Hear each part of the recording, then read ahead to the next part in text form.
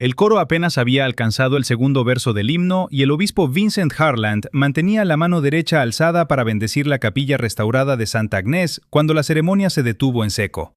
Faltaban menos de 6 horas para que un desarrollador privado firmara los documentos finales sobre los terrenos que se extendían bajo la estructura.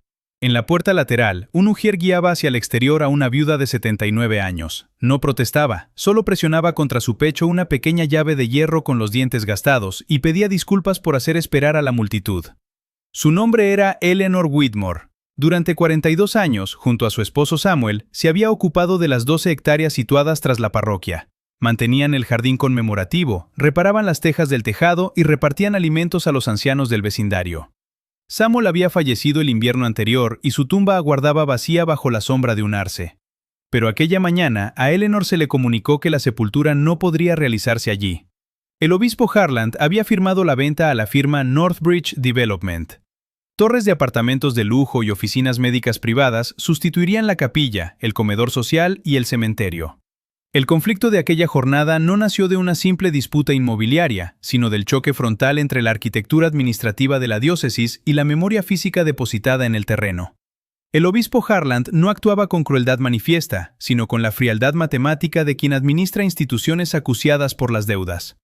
Llevaba 9 años al mando de la diócesis, con una reputación impecable entre los grandes donantes, un tono de voz inalterable y una máxima que repetía como una consigna contundente. No estamos vendiendo historia, estamos asegurando el futuro. La operación reportaría $6.800.000, fondos destinados a rescatar 3 parroquias en crisis, reparar el tejado de una escuela y saldar el déficit acumulado.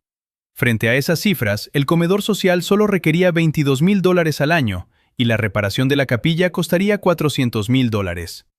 La lógica presupuestaria parecía irrebatible. Sin embargo, cuando el Papa León XIV observó la cinta roja que precintaba las puertas de la capilla junto a los planos de los futuros edificios de cristal, la urgencia del sistema quedó suspendida por una sola pregunta sobre el cambio de cerraduras efectuado esa misma mañana.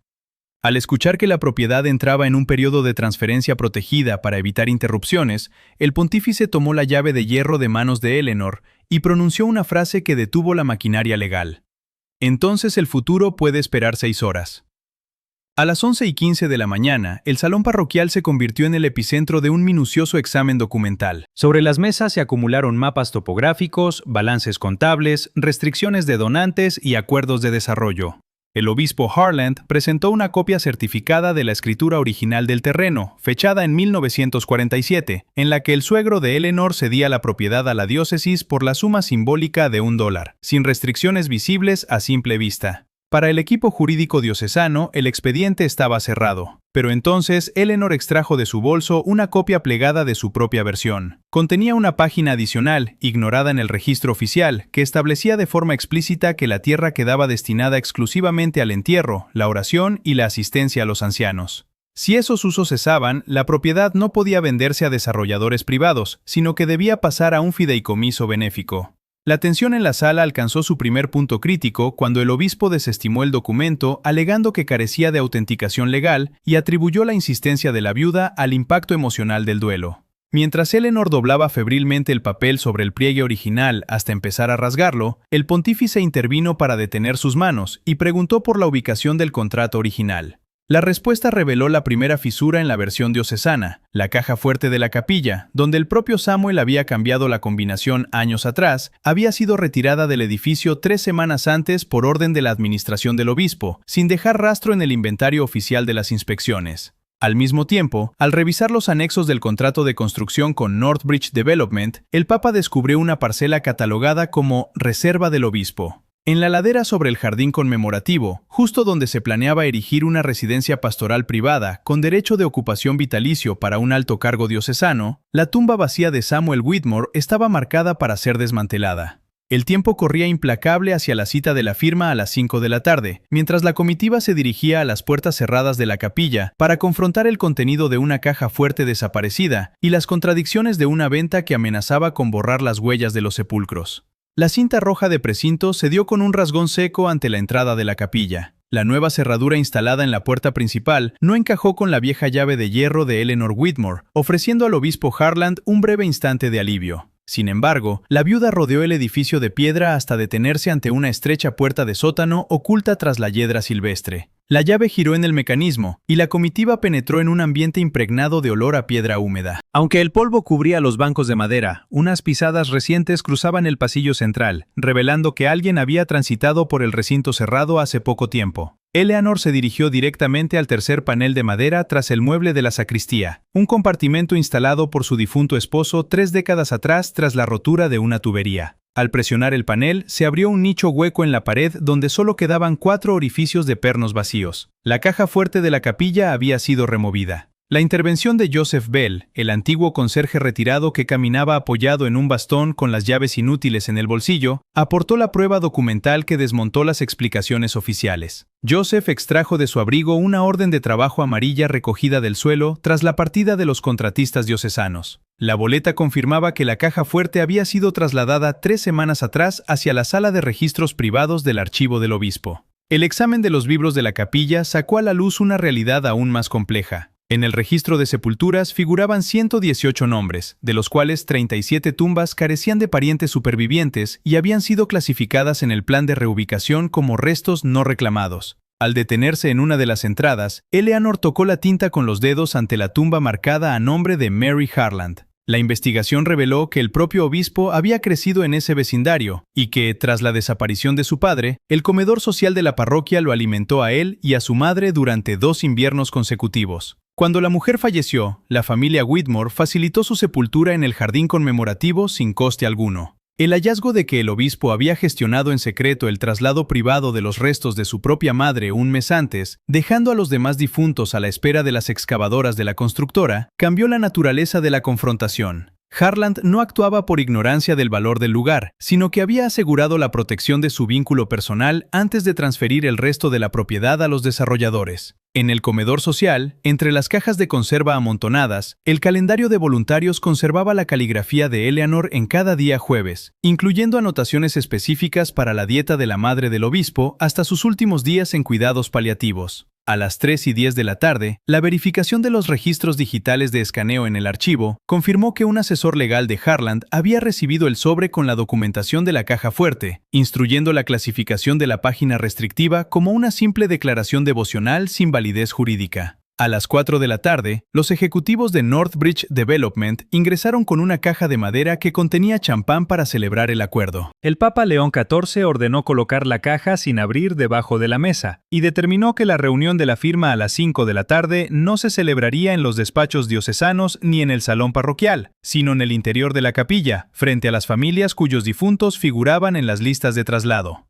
A las 4:58 la capilla se encontraba llena. Los representantes de la empresa constructora ocupaban un lado del recinto, mientras los familiares de los sepultados se acomodaban en el otro. Eleanor permanecía en el primer banco con el rosario de Samuel enrollado en la llave de hierro. La caja fuerte recuperada con la pintura rayada se colocó ante el altar. Al dar la hora en el reloj de la puerta, el obispo Harland abrió la carpeta negra con el contrato de compraventa, enfrentándose a la pregunta directa del pontífice sobre la verdadera finalidad de aquella tierra. Ante el altar de la capilla iluminada por la luz de la tarde, el tiempo legal de Northbridge Development se agotaba. El abogado de la firma recordó que la opción de compra expiraba exactamente a las 5. Sin embargo, frente a la pregunta directa del pontífice sobre el verdadero propósito de esa tierra, el obispo Vincent Harland se vio incapaz de mantener su habitual aplomo. Sus respuestas iniciales, escudadas en la necesidad de pensar más allá del sentimentalismo y en considerar la propiedad como un activo confiado a la Iglesia para un ministerio sostenible, colapsaron cuando se confrontaron con la prueba física recuperada del archivo diocesano. El Papa León XIV extrajo del expediente de correspondencia histórica la página auténtica de la escritura original de 1947. Llevaba los mismos sellos y firmas que el documento oficial presentado por la diócesis. La cláusula restrictiva no era un borrador ni una declaración devocional sin valor jurídico. Prohibía expresamente la venta a desarrolladores privados mientras el terreno pudiera ser utilizado para el entierro, la oración y la asistencia a los ancianos. Ante la invalidez del contrato, el abogado de Northbridge solicitó de inmediato un receso privado, pero la petición fue rechazada rotundamente. Acorralado por la evidencia, el presidente de la constructora admitió abiertamente que el obispo Harland le había garantizado que la restricción no interferiría con el proyecto, y confirmó que la residencia proyectada en la ladera estaba reservada para la jubilación del propio prelado. Las justificaciones institucionales terminaron de desmoronarse en el momento en que Eleanor Whitmore tomó la palabra desde el primer banco. Con una serenidad desprovista de rencor, señaló que el obispo había asegurado primero la exhumación y traslado de su propia madre para evitar que las máquinas pesadas destruyeran su descanso, dejando desprotegidos a los demás difuntos. Ningún argumento legal o financiero pudo sostenerse tras esa revelación. El pontífice colocó el libro de registro de entierro sobre el altar y leyó los nombres de los primeros difuntos catalogados oficialmente como restos no reclamados: un profesor, un veterano de guerra, una cocinera parroquial y 2 viudas.